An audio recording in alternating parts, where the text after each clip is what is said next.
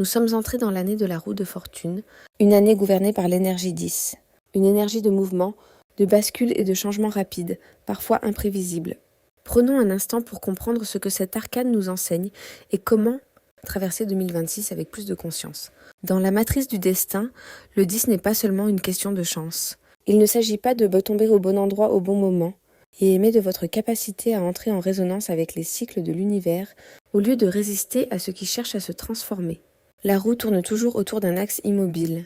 Même lorsque votre vie s'accélère, il existe en vous un point zéro, un espace d'observation, de calme et de stabilité intérieure.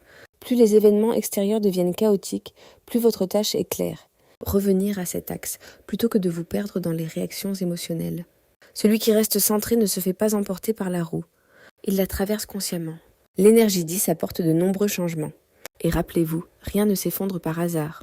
Si quelque chose quitte votre vie, une relation, un travail, une situation, c'est que cette énergie a terminé sa fonction dans votre matrice. La roue enlève ce qui est devenu obsolète, afin de libérer de l'espace pour un nouveau niveau de réalisation.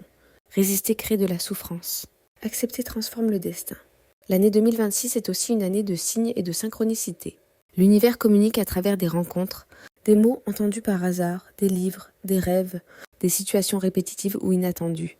Votre état intérieur se reflète très rapidement dans les événements extérieurs. Plus vous êtes conscient, plus l'univers ou votre moi supérieur vous parle clairement. Parfois, ce que vous percevez comme un retournement de situation est en réalité un saut quantique, un changement de ligne de destin. Cela arrive lorsque les anciens algorithmes ne fonctionnent plus.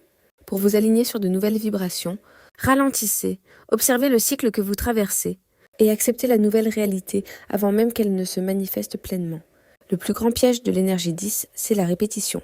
Si les mêmes situations reviennent dans les relations, l'argent ou le travail, c'est que la leçon n'est pas encore intégrée. Changez votre regard, changez votre réaction, et la roue cessera de vous faire tourner en rond pour vous élever sur une spirale d'évolution consciente. N'essayez pas d'arrêter la roue. Votre rôle n'est pas de contrôler le destin, mais de devenir son axe. Dans l'énergie 10, ce n'est pas la chance qui décide, c'est votre niveau de conscience.